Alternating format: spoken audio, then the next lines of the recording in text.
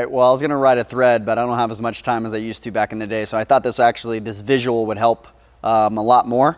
So again, we're actually gonna look at just one of these hitters that I had back at 108. He's actually a client that this worked quite a bit with. So this was his initial eval.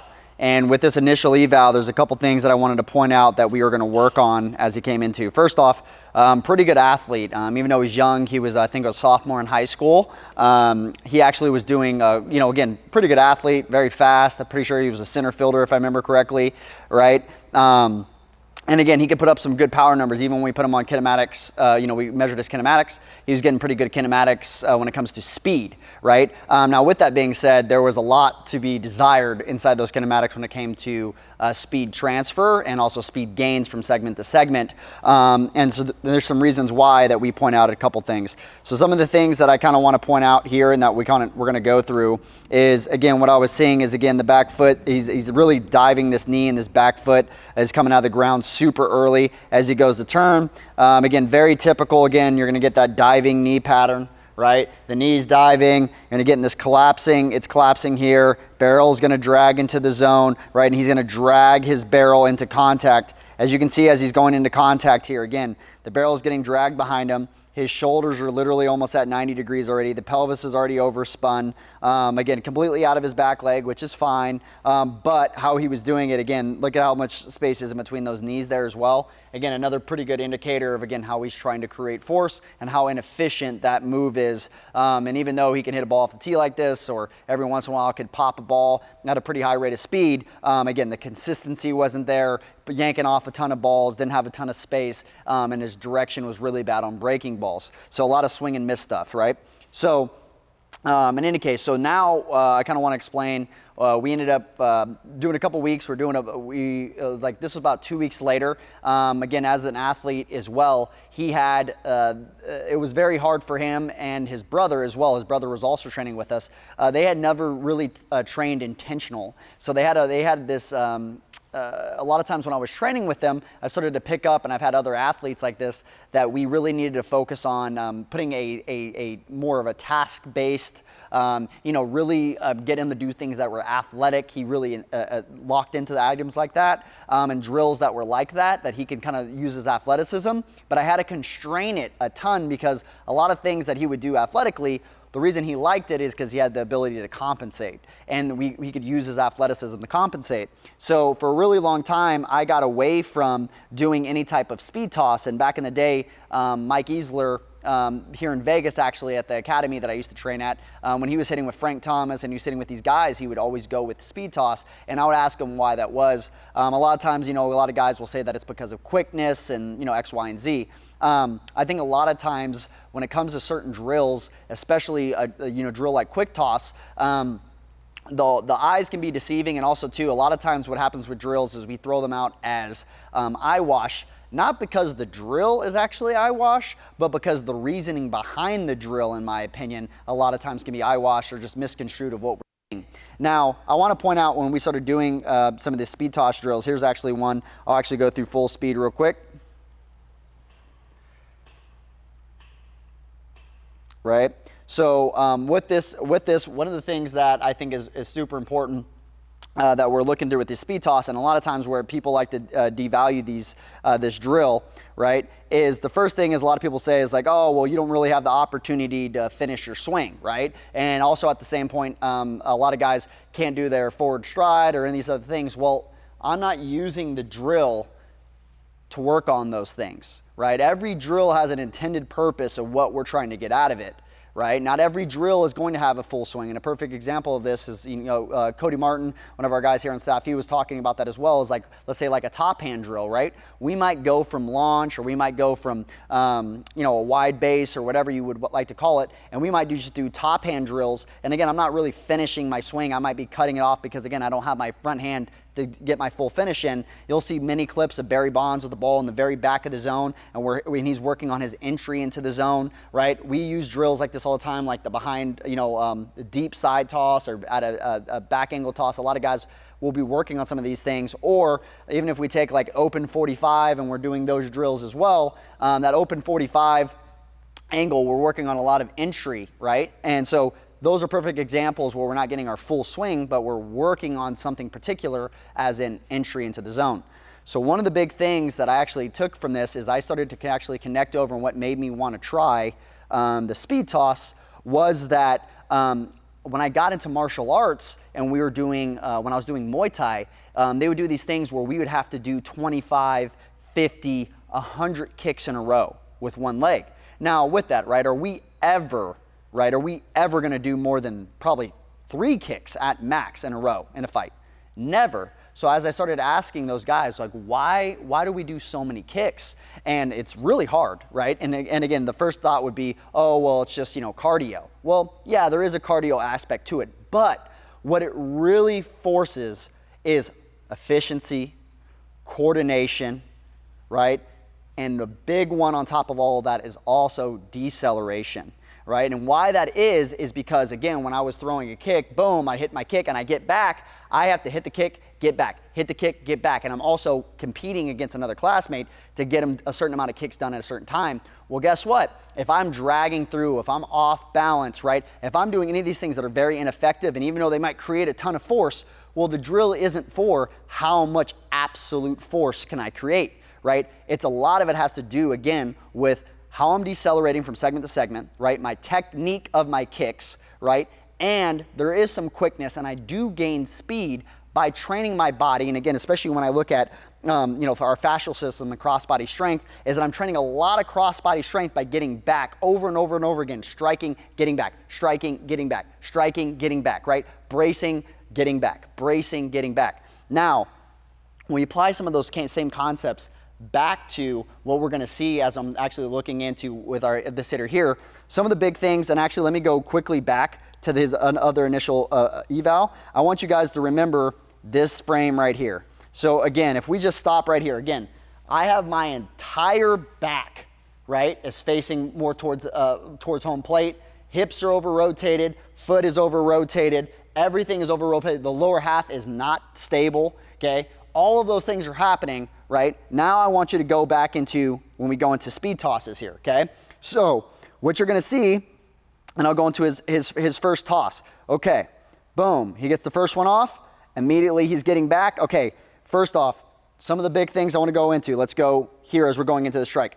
Look at the difference in positioning of what he's doing here. And this is just, again, not even a week later, this is the first time he's doing this drill. Let's look at the things that are starting to happen. First off, the orientation of the pelvis is way different. Now he's more behind the ball, okay?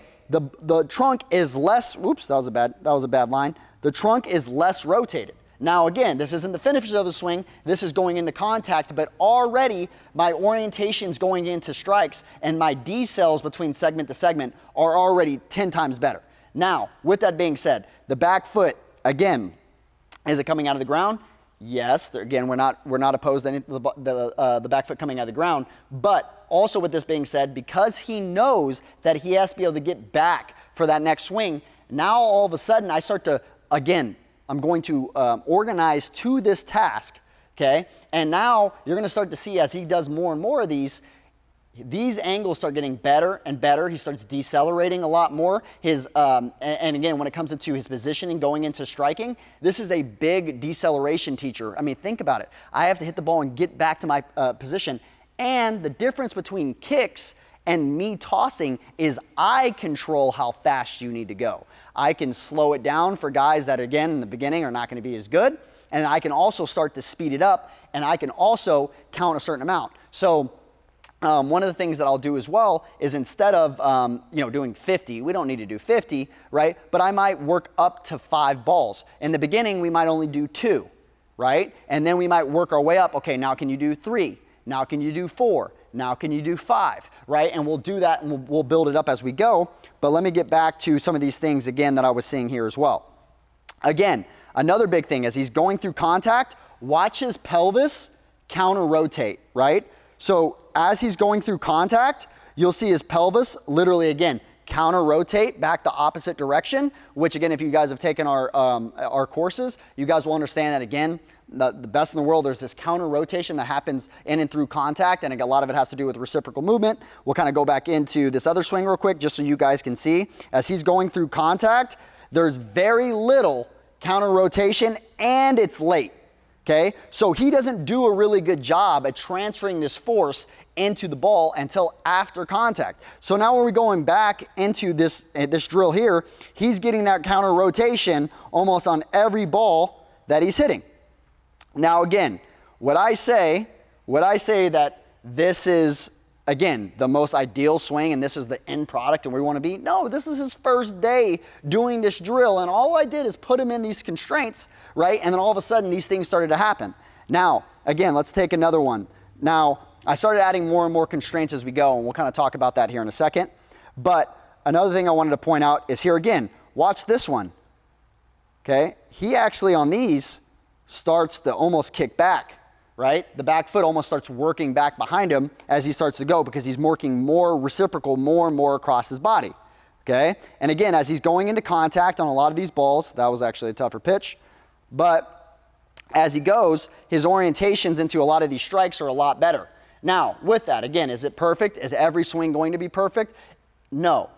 As we went more and more, he got better at them, and also we have to manage as well. Obviously, there is a higher demand when it comes into guys getting tired. So a lot of times when guys are doing these, I'll give them longer periods of breaks, right, of what we're working on. They're getting a lot of swings in a very short period of time, okay? Now, again, this first one is kind of a good feeler of, again, you can see the literally lower half getting a lot of that reciprocal movement as he's going into the ball, going back the opposite direction as he's going through contact. Again, not where we're going to end up, but a step in that direction. Now, this is another constraint that I start adding. A lot of guys will use the drop of the ball, right, as another way for them to compensate. So what I'll do is I start stacking things over home plate so that when I toss, that the ball can't, they have to hit it before it obviously hits the object. It's almost like combining the Joe Mauer drill, right, like a drop, right, but also with speed tosses. Okay, so again, we'll kind of watch this one through. Okay, now with this, again, some people would want to go into this other piece, and I really want to point this out, is as we started doing this and I started tossing faster and faster as we went through these, is I want you guys to watch now. Let's just place an emphasis on this one. Let's just place an emphasis and let's watch the feet. Right? Okay, so how much more anchored, right? How much more planted was he on these, right? A lot more, right? A lot more stable on the lower half. Now, some people will look at these and go, okay, well, again, this isn't his biggest swing. Yeah, right, he's using a lot of arms, yada, yada, yada. Somebody might say those things, right? We're not focused like, yes, you can do these drills and they can be bad. And look, I say this about every drill. If the drill works on what we're working on, great, let's use it, right? If it doesn't work for you, we don't use it, right? Just like if you go to a doctor. If the drill works for you, great, use it. I mean, if the prescription works for you, use it. If it doesn't work, and you go back to the doctor, this isn't working, and we change it up. For him, this was a big deal, right? We're starting to get some gaps between the knees, right? Look at the pelvic orientation, right? Hey, look how his shoulders are here, and look how far the bat now is out front. Off the first day of evals, he never got to this position at this point in the swing, okay? Now as we continue to go through, and he goes in more, again, and you're gonna see usually their worst one, and this is just a hint for you guys too, usually their worst one will be their last swing. Well, why is that? Well, they know they don't need to hit another ball. They know that this is the last swing. So what I also will then coach into them is I'll say, hey, if we're doing one, you need to think two. If we're doing two, you need to think three. I always need to think I have another ball coming, right? And that's a great way to cue the CNS system and again, get them to segmentally decel from their pelvis to their trunk and to get that momentum transferring up their body and into the barrel, into the strike, right? So again, with that, is this the perfect swing and oh man, this is exactly how I want it to look? No, this is day one.